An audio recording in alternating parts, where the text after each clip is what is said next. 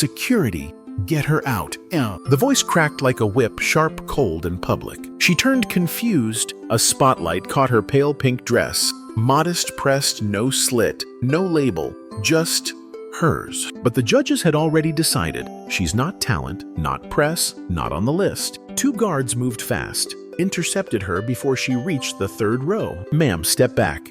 This area's for professionals." She held up a portfolio, thin, worn at the corners. Didn't even get the words out. The creative director didn't look at her, just sipped coffee and muttered, "Jesus, if she's a designer, I'm the Pope.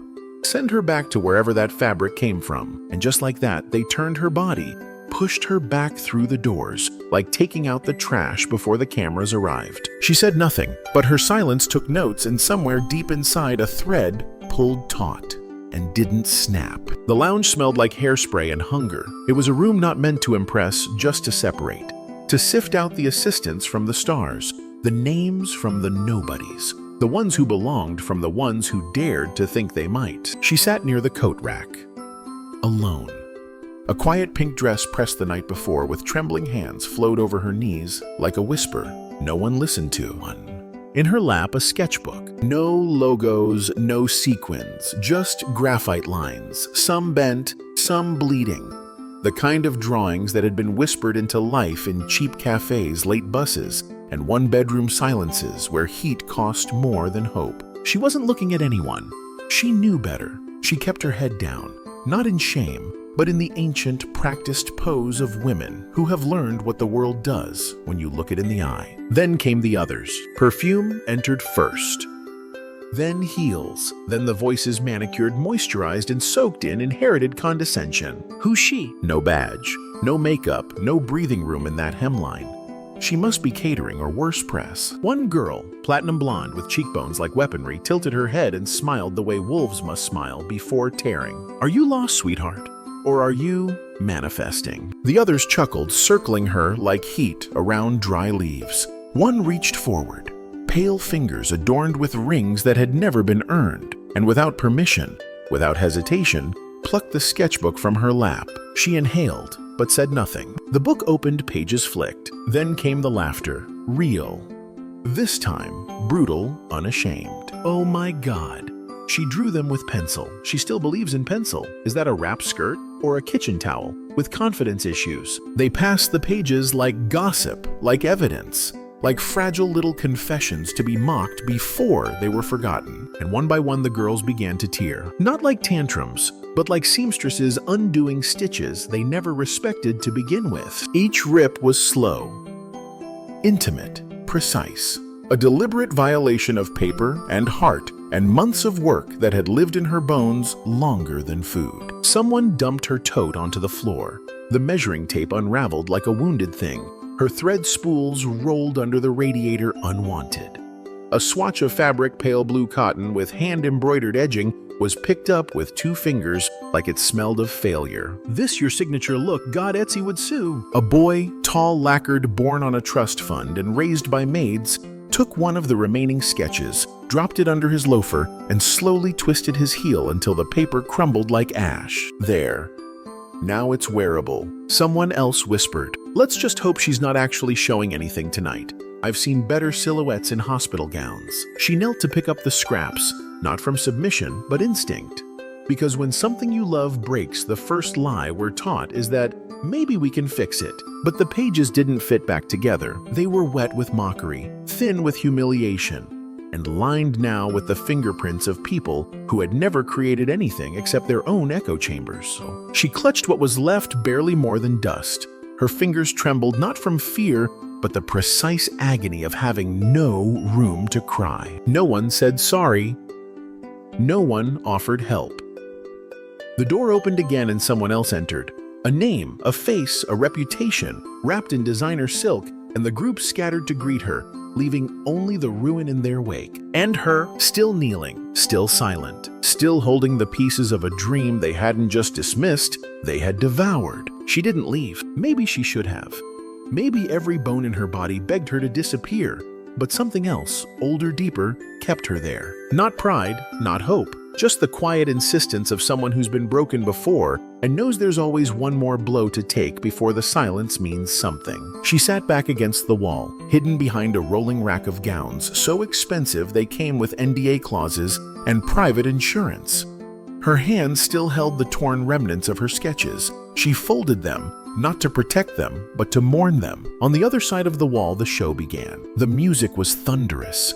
The lights blinding, applause surged like a tide called by power and prestige. And then she saw it. The first model stepped out, tall, bronze-skinned hips, sharp enough to cut diamonds and wrapped around her body. Her blazer, not a copy, not an interpretation, her exact design. The winged shoulders, the asymmetric lapel, the hand-stitch illusion down the spine that took her 8 hours and 3 tries to get right. There it was, alive, breathing, worshipped, and stitched into the collar, not her initials, but DM Delilah Marche, the darling of the season, the heiress of a fashion dynasty, the same girl who hours ago had plucked that sketch from her lap, laughed at it, and pocketed it. The crowd gasped, cameras clicked, fashion bloggers at the front row leaned forward as if God herself had sent them a new gospel. Brilliant, fresh, but retro.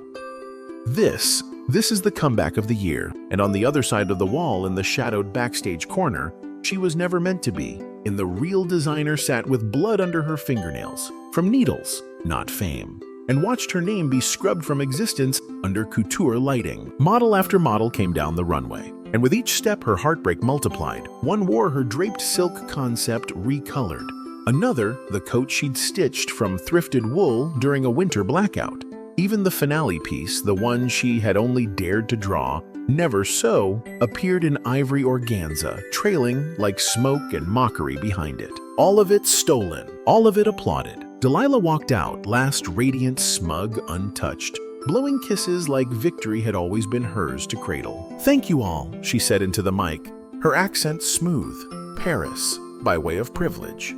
This collection was born of pain, of struggle, of soul. The irony was so cruel, so sharp, it made her chest ache. No one knew. Not the buyers, not the stylists, not even the model who turned on the catwalk in a jacket that still bore her original hem marks, only half restitched. She pressed her palm to her ribs where that same design had once lived, not in fabric, but in ache. And in that moment, something inside her stilled. It wasn't rage, it was clarity. They had taken everything, and yet she was still here, still breathing, still watching. And that meant the story wasn't over. Not yet. She didn't cry. She sat in that half-lit corridor, the shadows cooling her rage into something sharper, something that didn't tremble anymore. Her sketchbook was ruined, its spine broken, its pages scattered and stomped on like trash, mistaken for napkins. Her hands, still dirty with graphite, clutched the single sheet that hadn't been torn, not because it was spared, but because no one had recognized its worth. They'd called it messy, too quiet,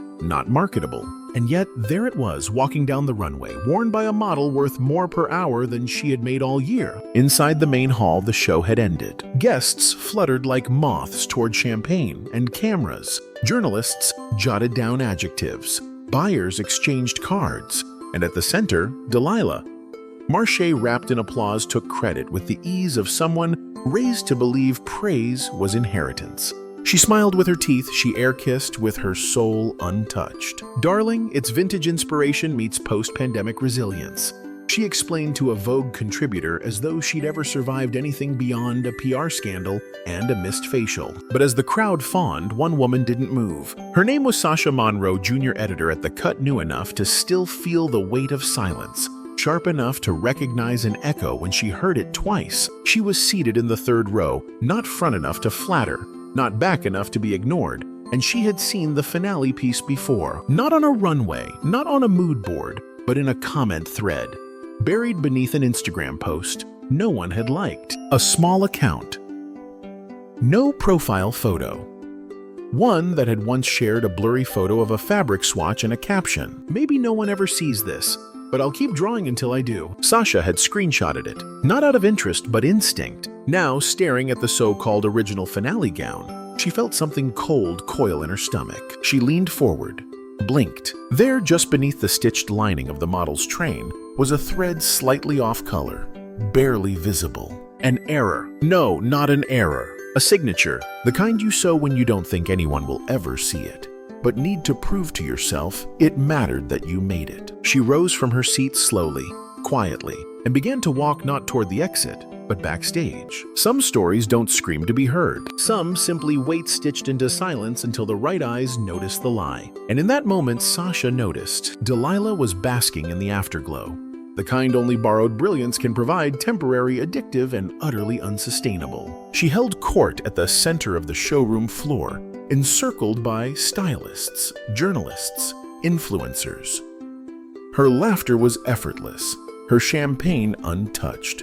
Her designer heels had never kissed the concrete of a real street. To anyone watching, she was glowing. But to Sasha Monroe, who now stood just behind the curtain, dividing press from production, she looked overlit, like someone trying too hard to shimmer in a light that wasn't hers. Sasha had spent enough time in back rooms and shadow offices to know what theft looked like in haute couture.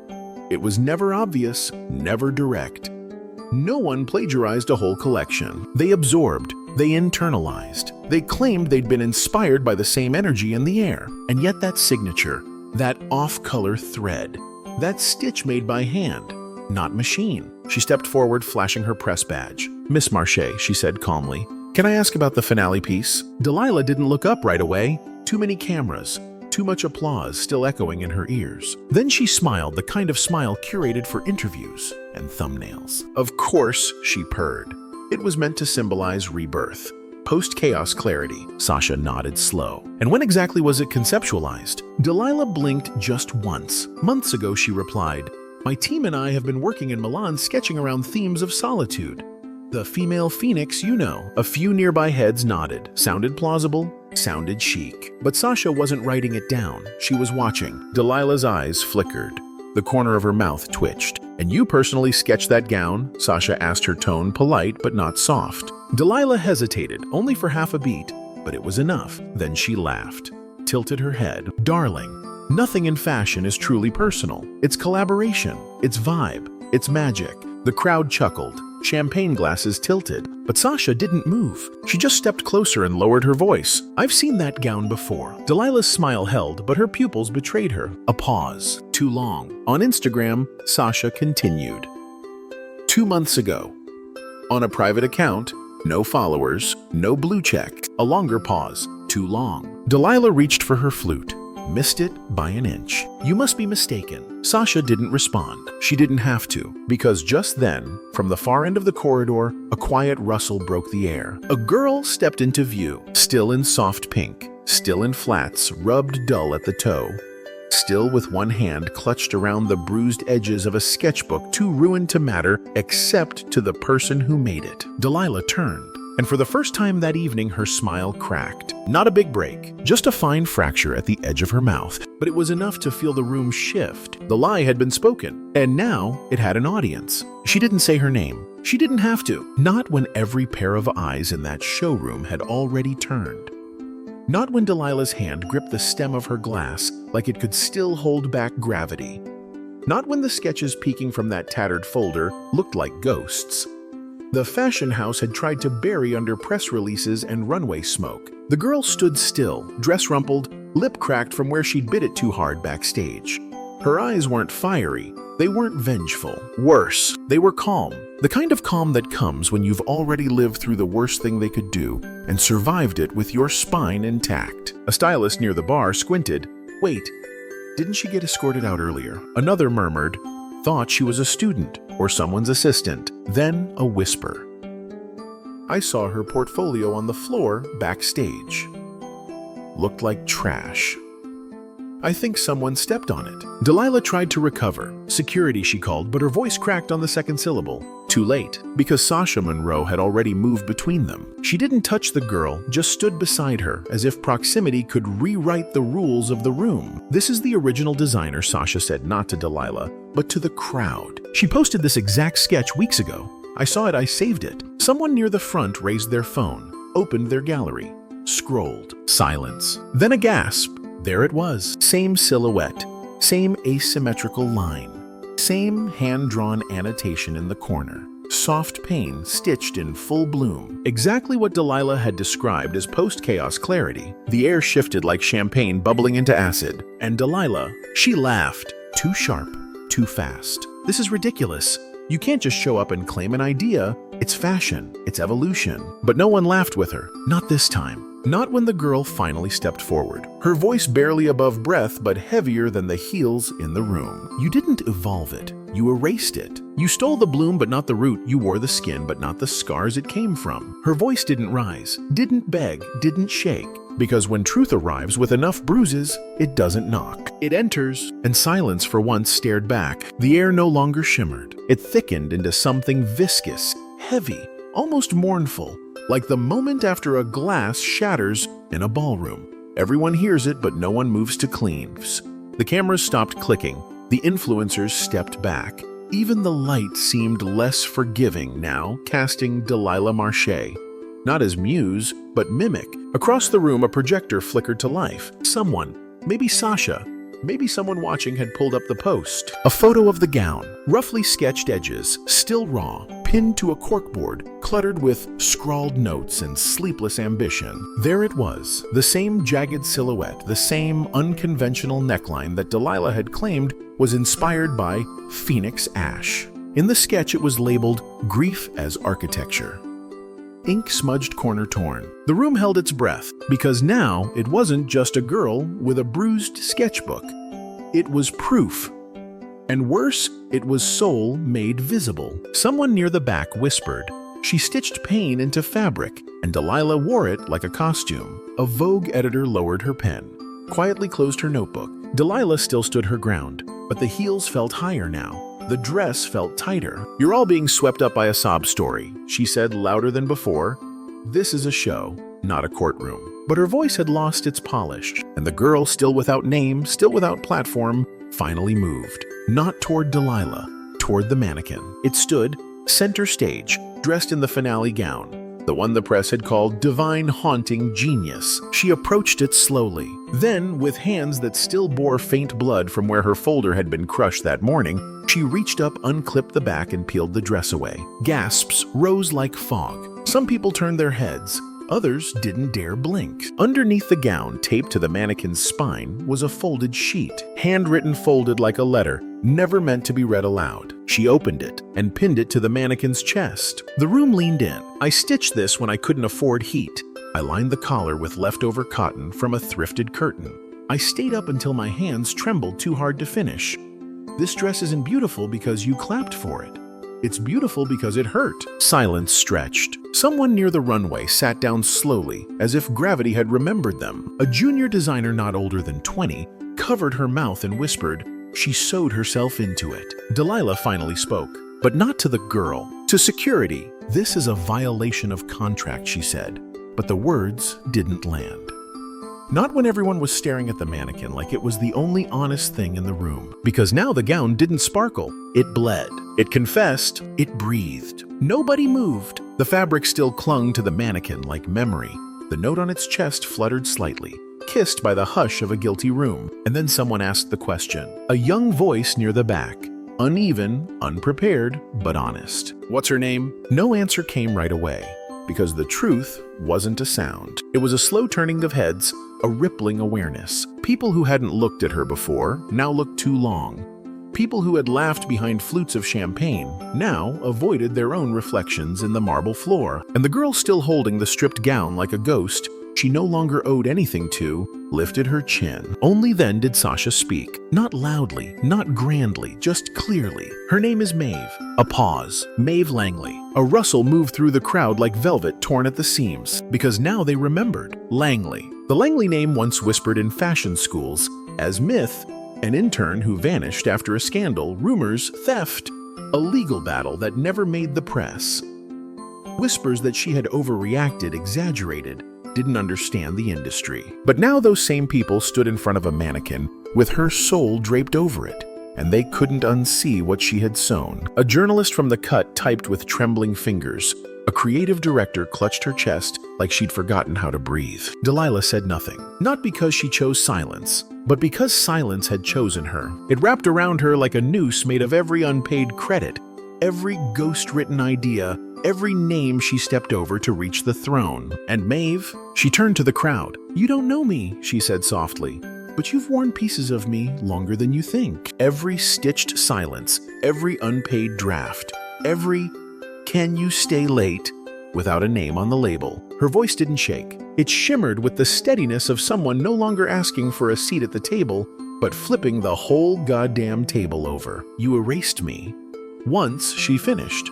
"But tonight, you watched me sew myself back in." And then she did something none of them expected. She folded the dress gently, tenderly, as if laying a ghost to rest. But she didn't put it away. Instead, she turned, walked toward the empty design table, and rolled up her sleeves, not to retreat, but to begin. The crowd thought it was over, that the silence would swallow them, that Maeve had said her piece and left the wound to fester. But Maeve didn't come here to wound. She came to reclaim. She turned to the mannequin again, still bare.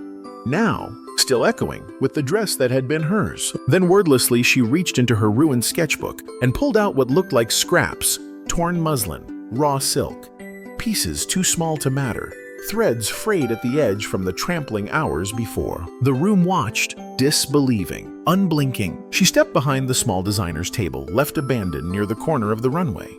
No spotlight found her. She didn't need one. Maeve gathered the pins, the scissors, the chalk, the needle, and with hands blistered but sure, she began to sew. Right there, right then, live, stitch by stitch, her fingers moved like muscle memory awakened. Measuring not with rulers, but with grief. Cutting not with doubt, but with precision sharpened by every humiliation she'd ever swallowed. Someone gasped as the shape began to form. A dress, but not a copy of what was stolen. No, this one was reborn. Sculpted higher, cut sharper, more daring. The neckline a slash of defiance, the sleeves long, folding like wings at rest. The back open, exposing the spine as if to say, "Here.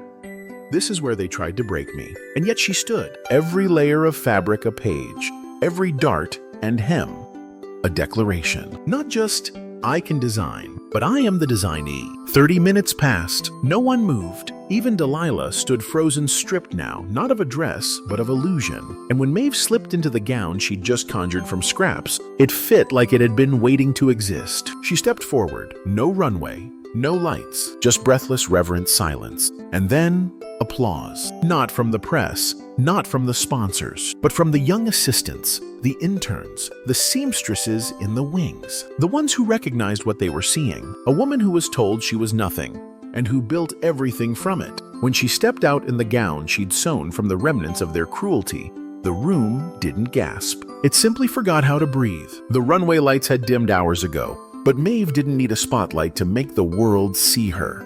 The dress clung to her like a story told in threads sharp, where they had tried to dull her soft, where she had chosen not to harden, and unflinching in every place they once hoped she would break. She didn't walk. She didn't pose. She arrived. The entire front row rose to their feet, not in celebration, but in instinct, as if something ancient inside them recognized royalty when it finally entered the room. A woman from Vogue dropped her stylus. A buyer from Milan whispered something in Italian that sounded like prayer, and a junior designer in the shadows began to cry, because for the first time she saw someone who looked like her succeed without permission. At the end of the aisle, the creative director tried to speak, but her voice caught in her throat like a pin she'd swallowed by mistake. Who are you?" Maeve turned eyes steady, not cruel, not sweet, just finished. "I'm the mistake you thought you buried, the ghost who hemmed your legend, the girl you called not a fit." She looked over the room like a seamstress inspecting a pattern for flaws. "And I'm here to collect every stitch." Delilah rose slowly like a statue, learning it no longer ruled the square. Her hands trembled. The label on her dress shone under the lights.